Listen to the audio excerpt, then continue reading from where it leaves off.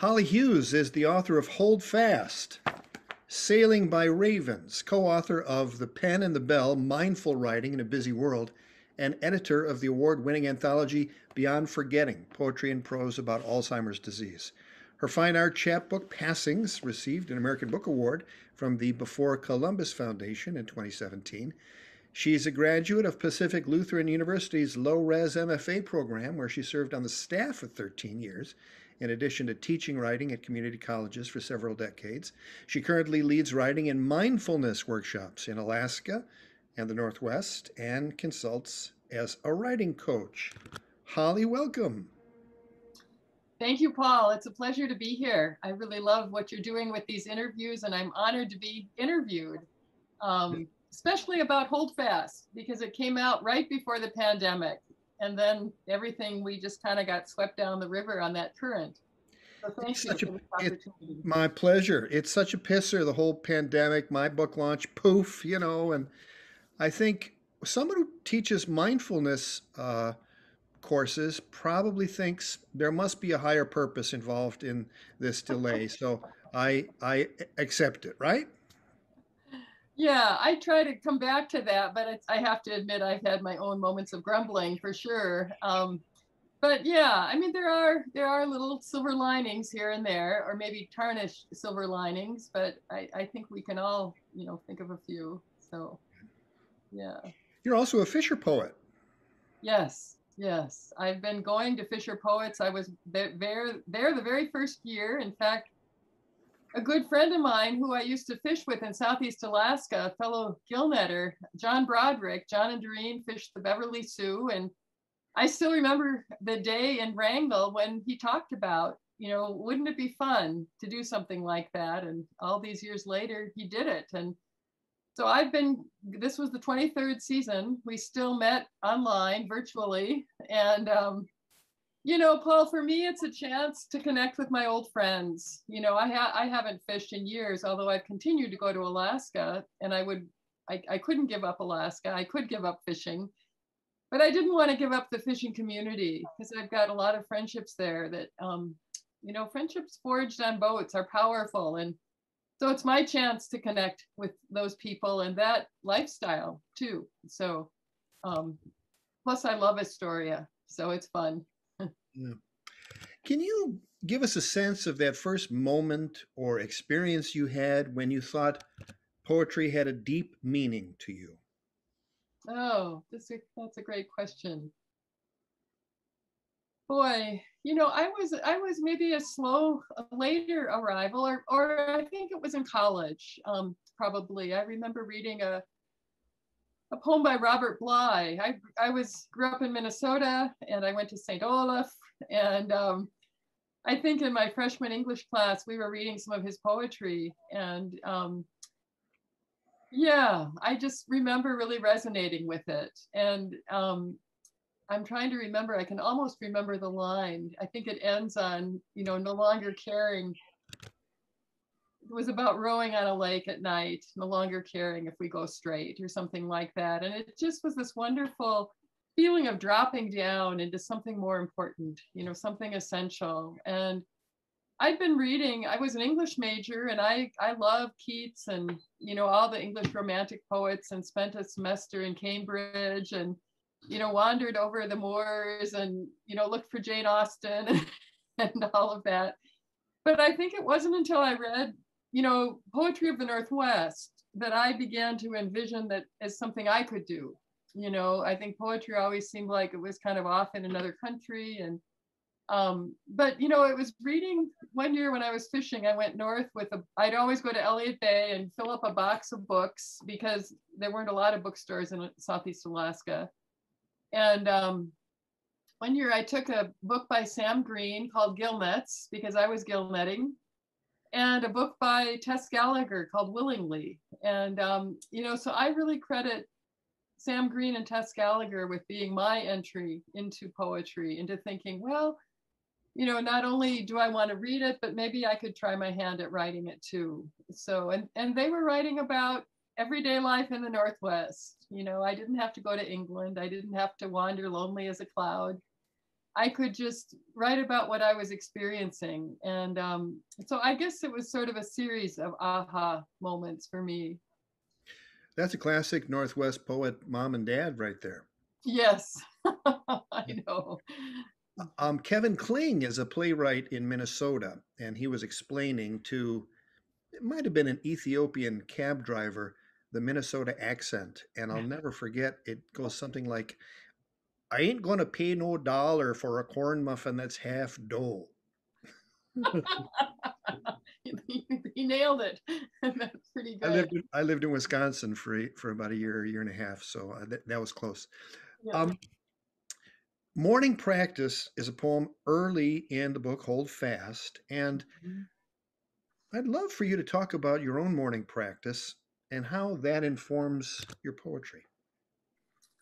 Sure. Yeah, I think, oh gosh, I'm trying to remember what year it was. I became interested in Buddhism, sort of in college, and I was reading a lot of it, mostly Zen, and um, but it was again when I was fishing, I started reading more of Thich Nhat Hanh, and then I had the chance to go to the Deer Park Monastery in California for a week-long sit, and it was life-changing. And it's funny, Paul, because in a way, I think for me, for years when I was fishing, wheel watch was my meditation practice. It was very similar. You have to know where you are. You're keeping track on a chart, but otherwise you're so fully in the moment. You can't not be, because you'll get into trouble.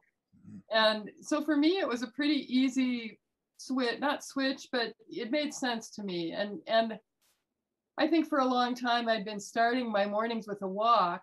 And so it wasn't hard to switch to mindful walking or sitting on the cushion back in the days when I could, get on my cushion more easily than I can now. But yeah, so that trip, that retreat with Thich Nhat Hanh, and I was lucky enough to go with Tess Gallagher, so I had my poetry mentor right there with me, and yeah, so that changed things, and I think now my morning practice is pretty consistently, I used to go to the cushion and then to my desk, and now I often walk and then go to my desk, but they both serve the same purpose, and that's just kind of the dropping down into silence, focusing on the inner, but also so that you can focus on the outer, and take a few breaths. And for a long time, I would just write about whatever was outside my window. So I have lots of poems about, this tangle of salal and cedar and, kind of a typical Northwest forest out my window. But inevitably a bird would appear, a song sparrow, or, sometimes a flicker. So, every morning I would just start with that, with that as my morning practice. And I still do that, although I've been lately doing sort of haiku just as a little bit more of a discipline. And most of that never sees the light of day. It's just, for me, it's just kind of my entry into the world.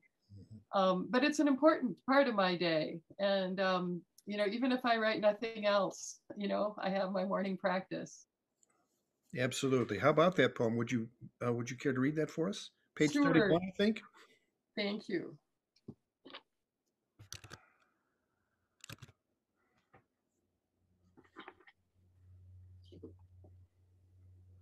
Okay, morning practice.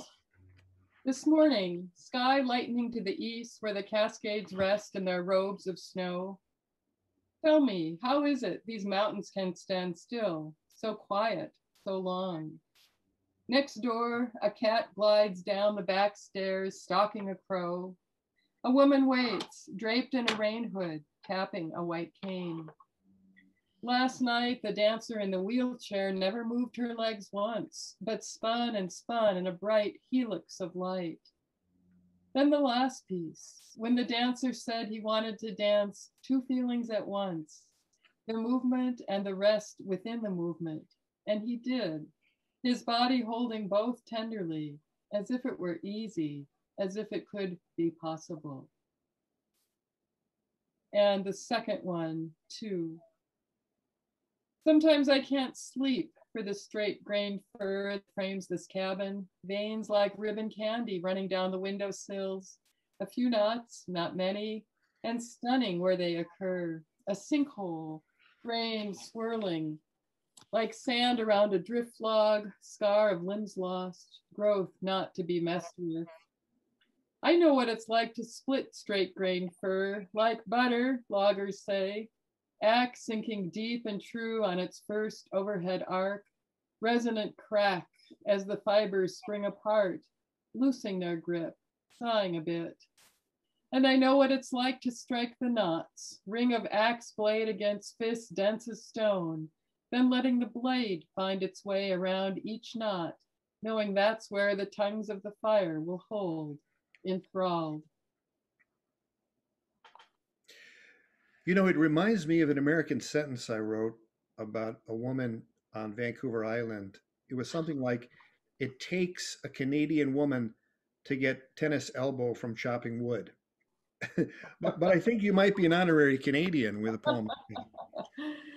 Yeah, I have to tell a little bit of background on this. These were two different mornings, obviously, and it was a while ago. I was on sabbatical and I had a residency at Centrum. The first one was written looking out the window up in Port Townsend to the east, obviously the Cascades. And the night before, because I was at Centrum, I could attend a dance performance of the dance company who was there. The second one was actually written at Hedgebrook, and those beautiful cottages that were built of this straight grain fir that just almost did keep me up at night. It was just so much beautiful wood in them. Ain't that something? What a bounty of writing places there are around here. Places to do residencies, to do retreats. Fantastic. Yeah. You were living in Alaska when you did the residency at Centrum? I was not. I only made it one winter in Alaska. I was a fair weather fisherman. We would come down here. We tried one year. We made it until October in Ketchikan, and then the rain just got to us, and we headed south. But yeah, so we would run back up north every year, which I never minded. It was a beautiful run up the coast. Yeah, so I was living. Where was I living? I guess I was living in my little cabin in Indianola when I did those residencies. Rereading Du Fu 30 years later is noteworthy, I think, because your book is published by Empty Bowl, which has a long and illustrious history of being a bastion of Chinese or Asian inspired poetry here in this part of Cascadia. You want to talk to us about Empty Bowl and how you got hooked up with these folks? Sure. Oh, I love Empty Bowl. I've loved it for years. It's yeah, I mean, I discovered it fairly early in my time here, probably I think when I was at Centrum. And also I knew Tom J. I was for a while after fishing, I had a great gig as a skipper on a Crusader, a beautiful 65-foot schooner that we did trips up in the San Juan Islands, and then also went up to Alaska for several months. And I was so fortunate to run into this group of people, and the mission was to kind of put artists and writers and environmentalists together on this beautiful wood boat and invite 6 people aboard and see what happened. That's where I met Tess, actually, was aboard Crusader. And that's where I met Tom J. He was teaching a seminar aboard, and I was the skipper, and I fell in love with his writing. And so when his book, The Ghosts Are Blossoms, The Blossoms Are Ghosts at the Wedding, when it came out, that sort of led me into a lot more of Empty Bowl. And then I was included when they did the Working the Woods, Working the Sea collection. I submitted some fishing poems, and they were included, and I've been following them ever since. So, but they have a really wonderful mission, I think, and that's the Buddhism is part of it. I think it's kind of the grounding part, but it's also connecting with the Northwest. Humans living in. I'm trying to remember the exact wording, and I don't see where it is in my book, but yeah. 846 for the Du Fu poem. Yeah, right. The Du Fu poem, I was thinking of Empty Bowl's actual mission, but Aha, I I'll see. read, I'm happy to read this poem, but I just want to say I'm honored to be published by Empty Bowl. And I'm currently working on an editing project. I was invited by Michael Daly to guest edit the second issue of the Madrona project. And so it's been really fun to keep, continue a relationship with them. So, yeah, I can't remember when I first read Du Fu. It was before I came out here, but I think that's why I could say 30 years later. I think I encountered him in college. So rereading Du Fu 30 years later. Somewhere it's still spring in the mountains. All these years I've come alone, seeking you, far off in your land, your own century. You took to the road with your quill pen, emptied a bottle each night with friends, still rose at dawn to write your bittersweet poems that ring temple bells across these centuries. For years, I imagined I might find you, wandering the jagged ridge, catch you in Lipo late some night, drunk on the cold moon. Tell me, who was the you in that poem I committed to memory at 22, seeking a life other than my own? So many seasons to see what's here, and so many years later, who is the you that still wants to become you, even knowing now what it means, an empty boat drifting.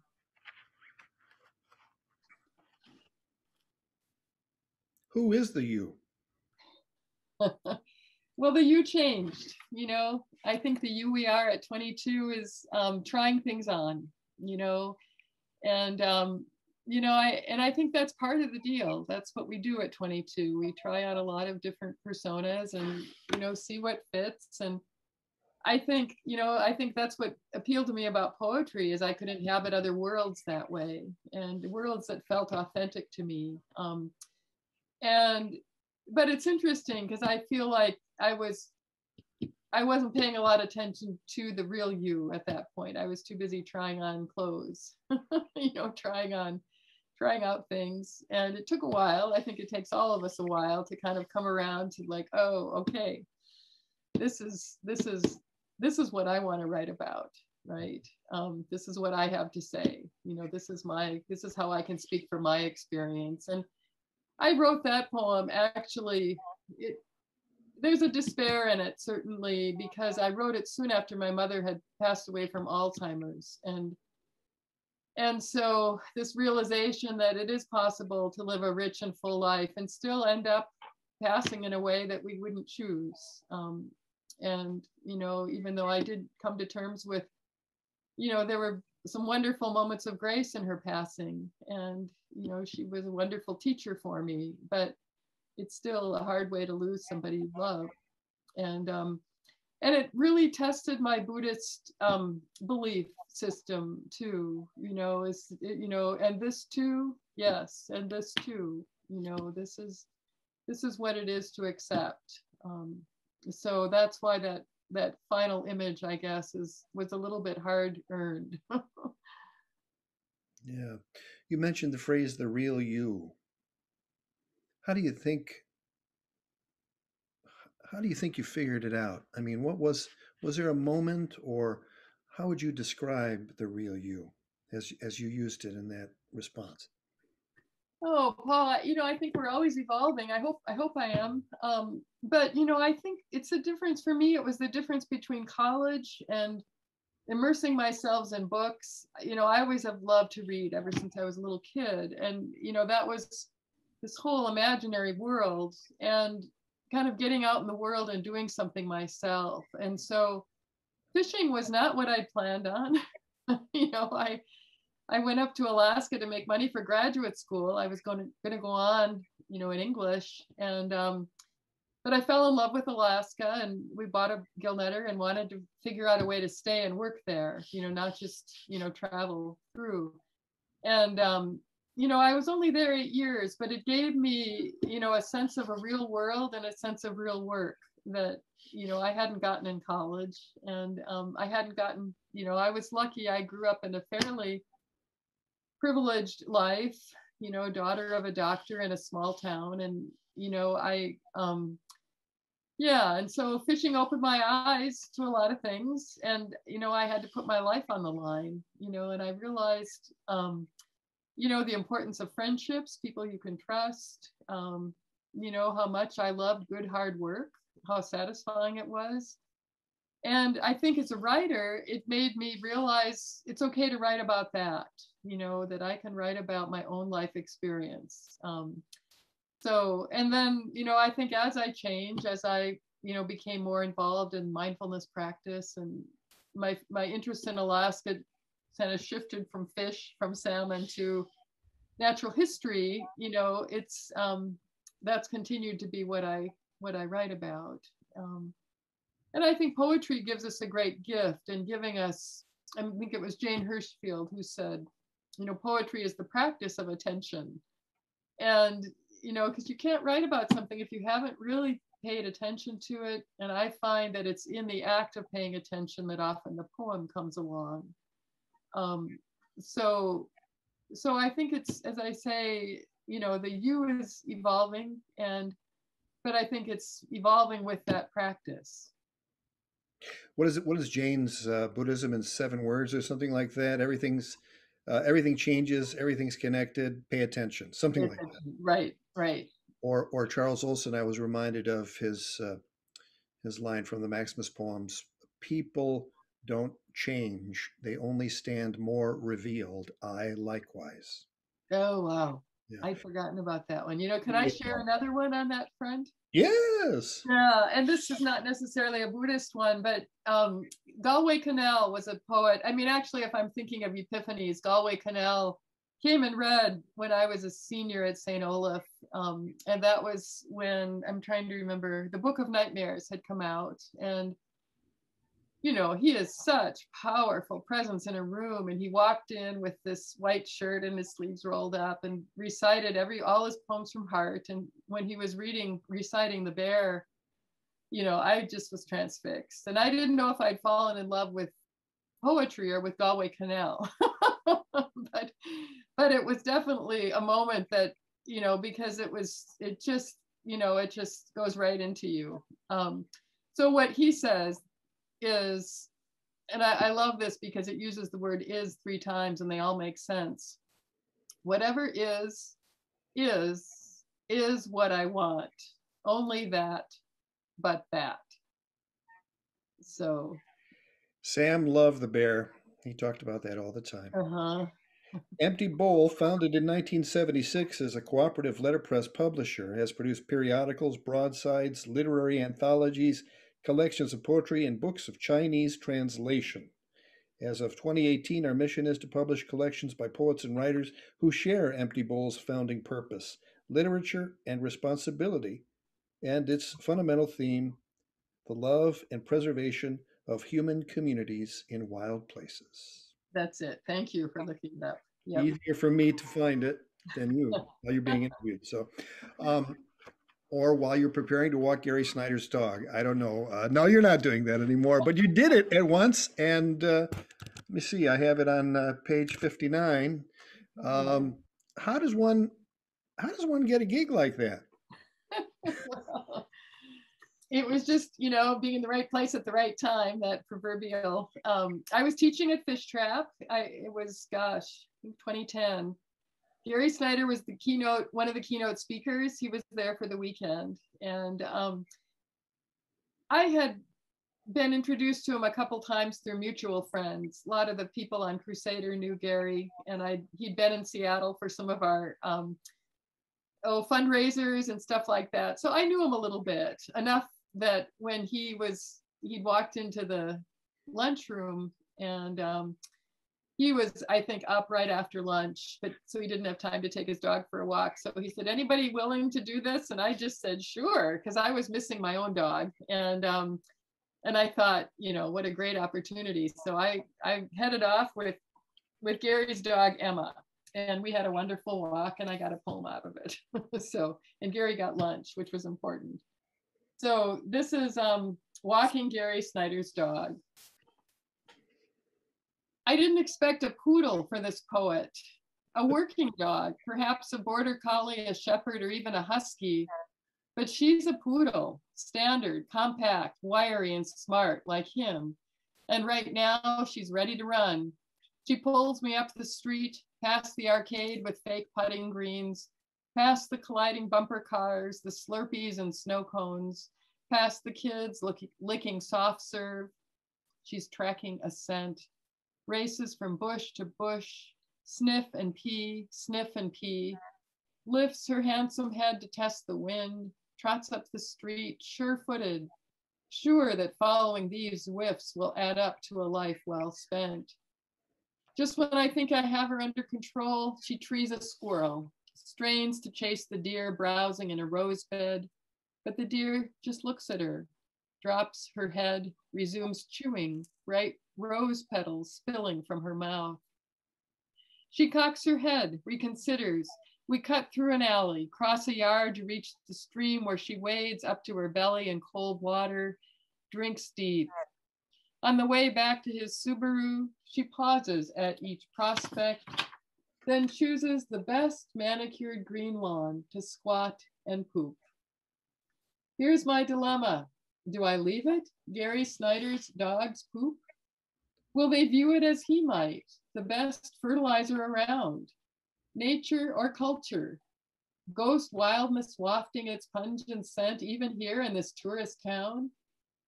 I want to say I leave it steaming on the green grass, last token of our lost animal nature. Sure, he'd approve this act of civic disobedience. But I find a piece of plastic blowing up the street, stoop to scoop, return it to the car. Learn the smells, she pants in parting.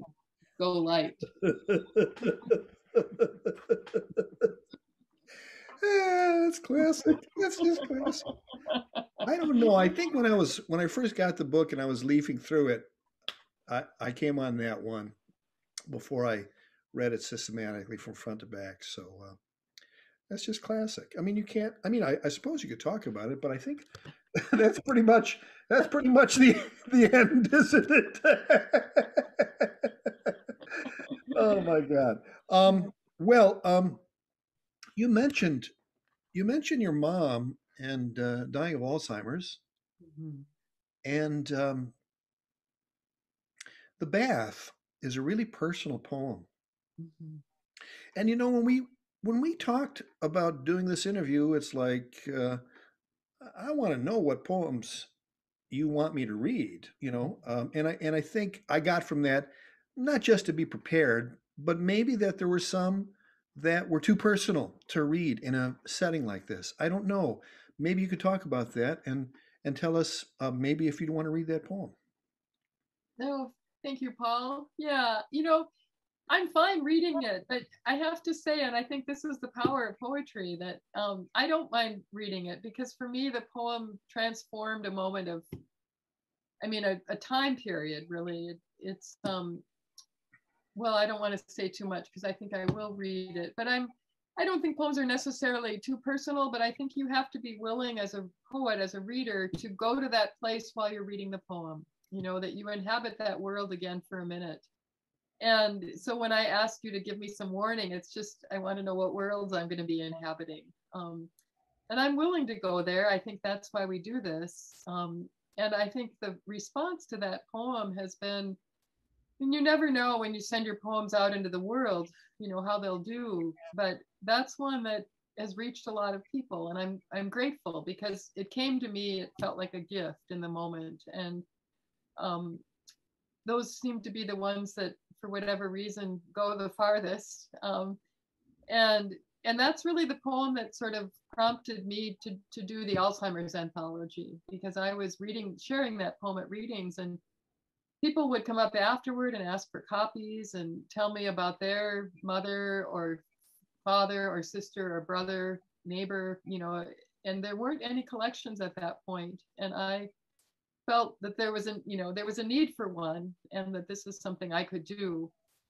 I was in my MFA program and I needed a project, and it was one of those things where you dive in not really realizing what you're getting into, and permissions and all of that. But luckily I had a lot of good help along the way, including Tess Gallagher, who wrote a beautiful foreword for it. So, I was able to complete it, and it's now in its, fourth printing. So I'm grateful to Kent State University Press for keeping it in print.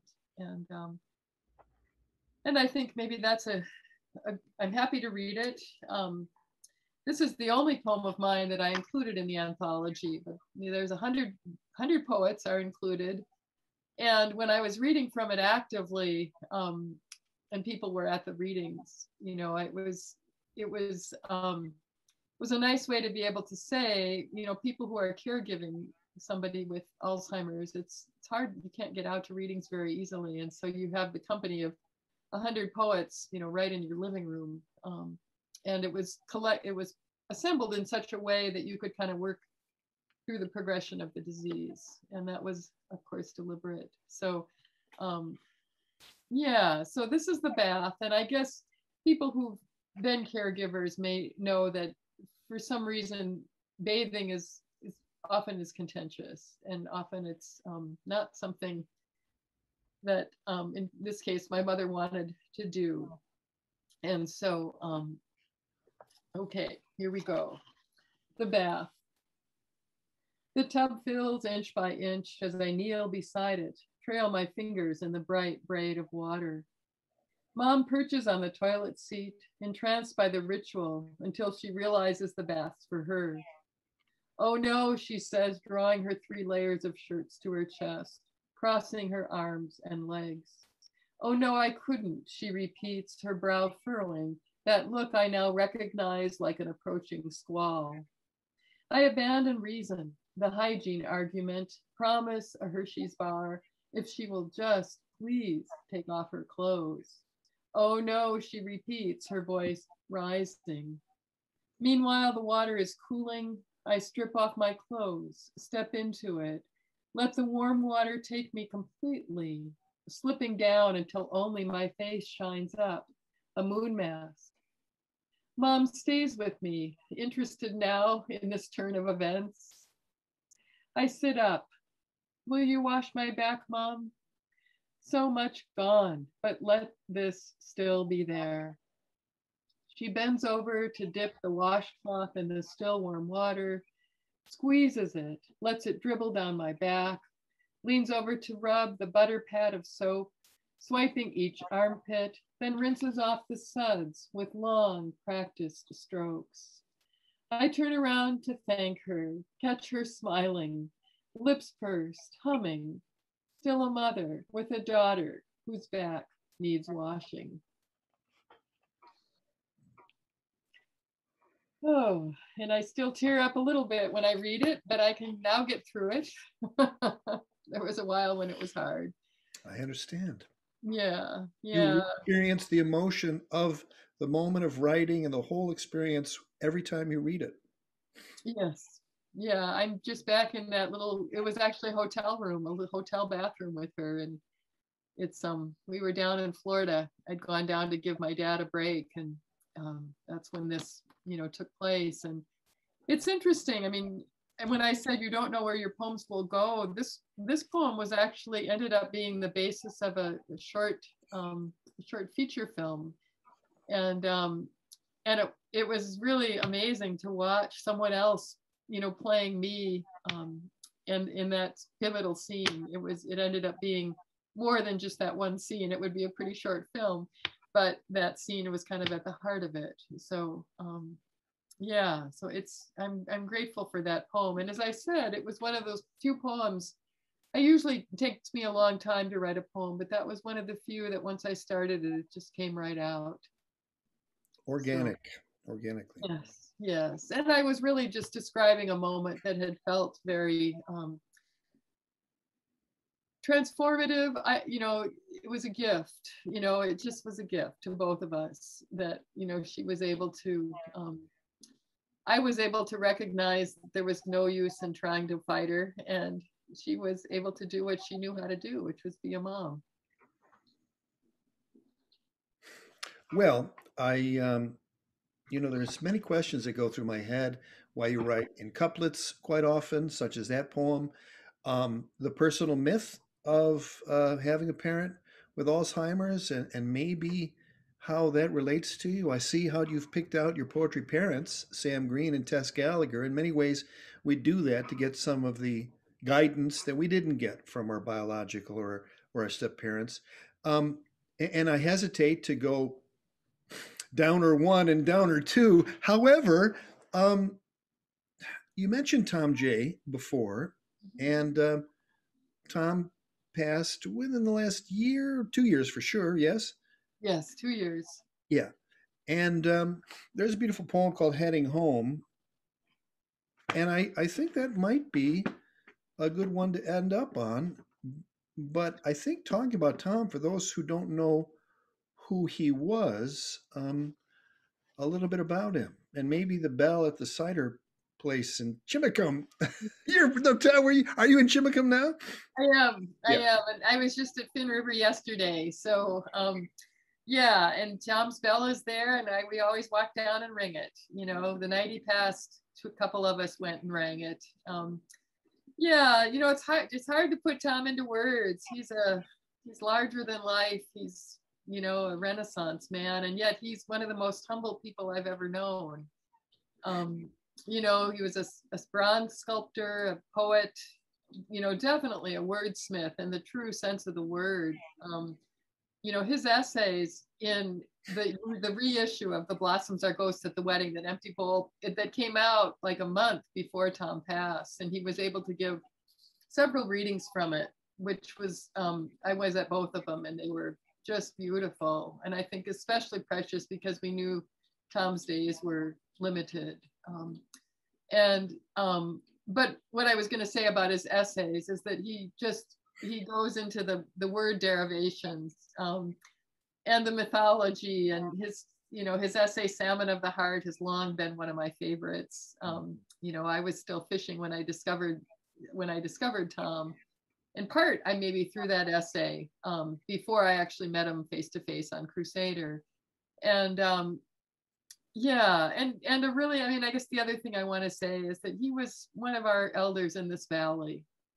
And you know, he passed away, and 2 days later, thankfully it was before the pandemic, so we could gather because we needed to gather.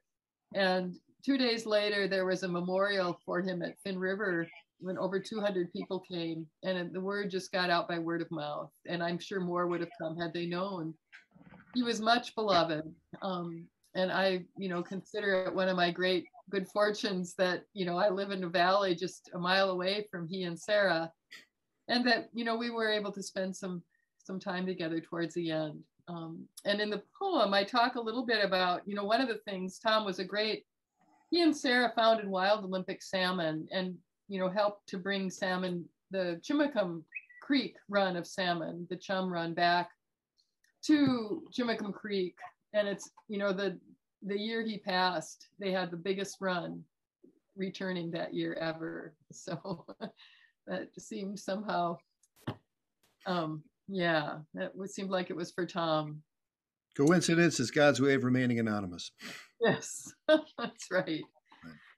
Yeah, and so you know, I would go with Tom every year. I wish I could have done it more, but I would go every year and help count fish, just for the pleasure of spending time with him, and for the pleasure of spending time with salmon. You know, I got to get back in my waders and get in the water and gloves and handle them again. You know, so that was, I mean, I didn't actually handle them. We tried not to, but just to be in their presence. So this is Heading Home for Tom J. We meet at the Farms Reach Cafe, drive south on Center, park by the stream rippling through burnished alders. Tom climbs into Farmer John's, then into the pen, teeming with a late run of summer chums, wearing cotton gloves so he won't leave a scent.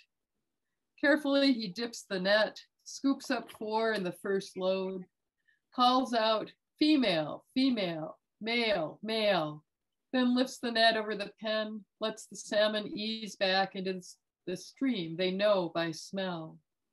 Scoops out another salmon, then another, until just a handful remain. I climb in, stand in cold water up to my thighs, lower the net into the darkest corner. That'll be a female, Tom predicts. They're all females now. I carefully lift each one, release her into fast water, watch her race up the riffles, feel my blood stir in that ancient dance I swear I knew once, so long ago, almost forgotten, but not yet gone. Fins fluttering, we're all heading home at last.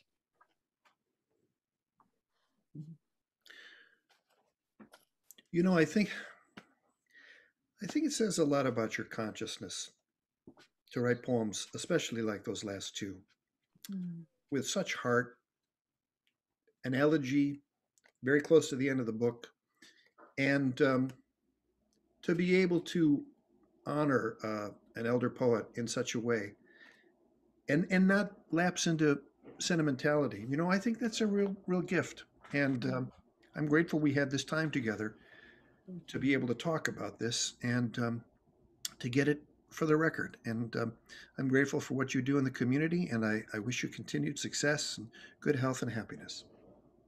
Thank you, Paul. It's been my honor and pleasure. I'm grateful for all you do for poetry too. So it's, yeah, this has been a really fun way to spend a rainy afternoon. And now I'm going to blow my nose. We'll edit that part out.